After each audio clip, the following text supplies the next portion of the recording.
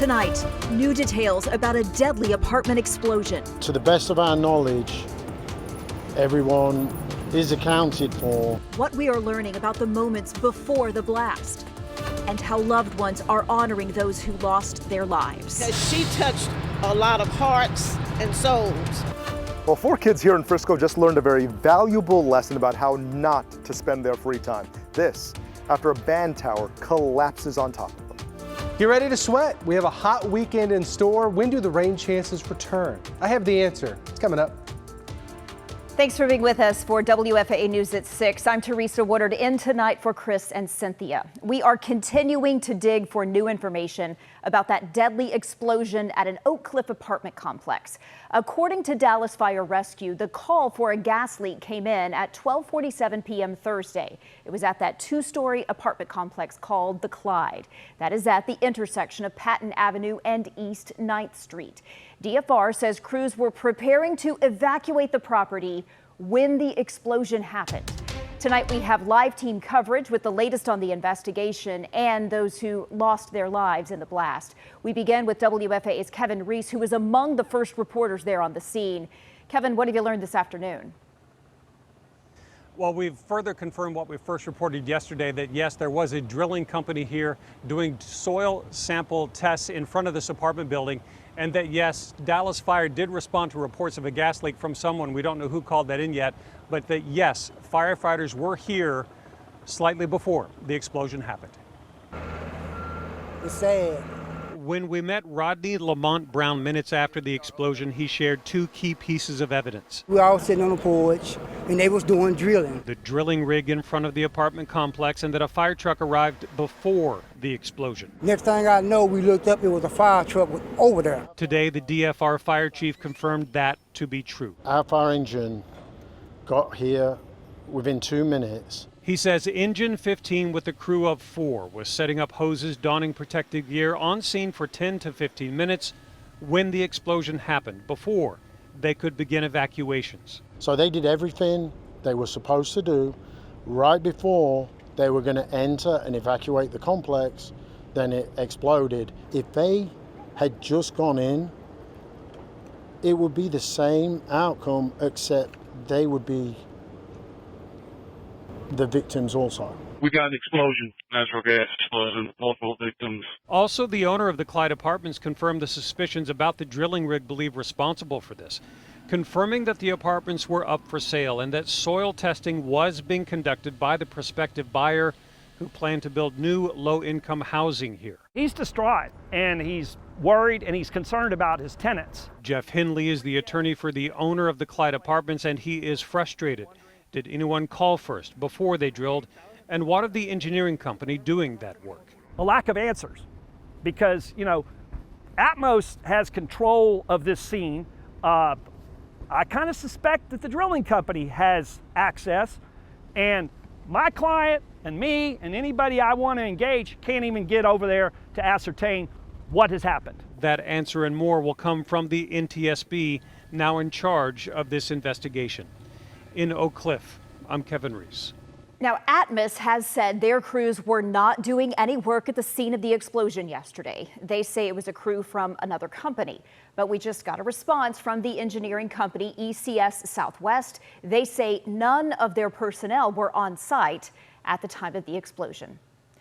Among the victims of the deadly Oak Cliff apartment explosion is a well-known community leader, Democratic Precinct Chair Sylvia Collins. We want to go live to Mitty Hicks now, who today heard from those who know her best. Mitty?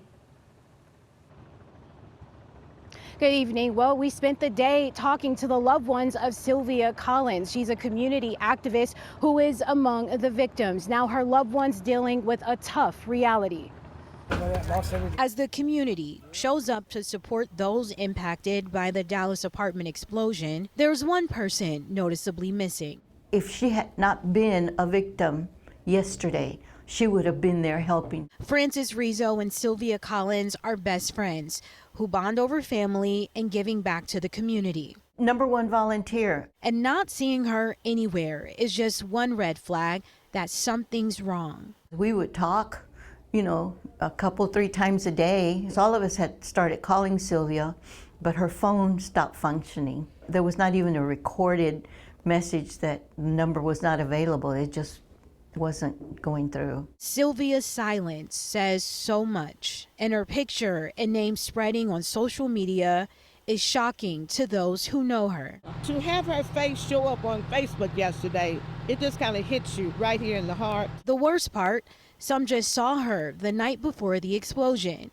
She was working Tuesday's election and the day after. She was helping, getting everybody situated and making sure, everything was in process. After volunteering for 2 long days, she told her team she would spend Thursday resting. Her loved ones now dealing with the reality that the rest is eternal.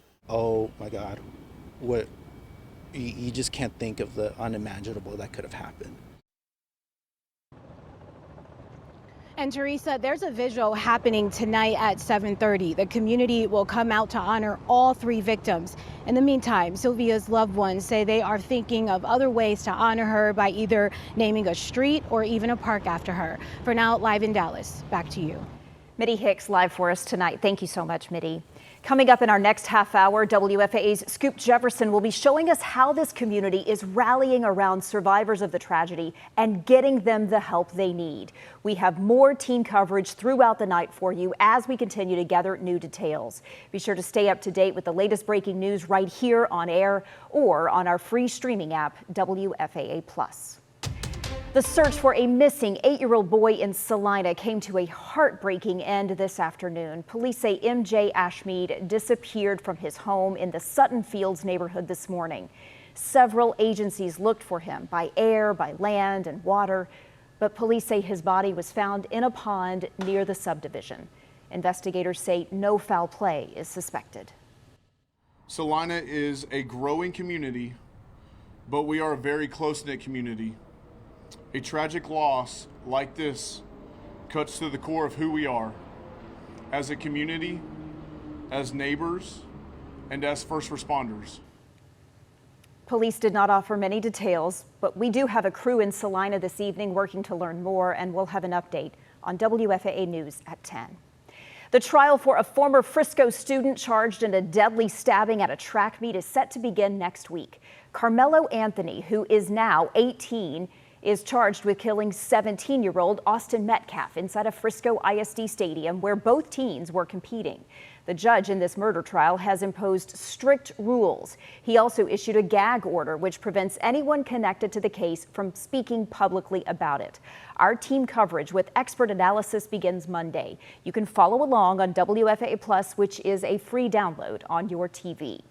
Looking ahead now to a story we're going to be following for you into the weekend. Mount Gilead Baptist Church, the oldest black church in Fort Worth, will host its final service on Sunday. It has been around for 150 years, but was put up for sale last year in part because of deteriorating conditions that need expensive repairs and because of a shrinking congregation.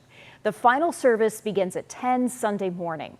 The congregation says it will spend the coming months searching for a new church home before the building is officially sold.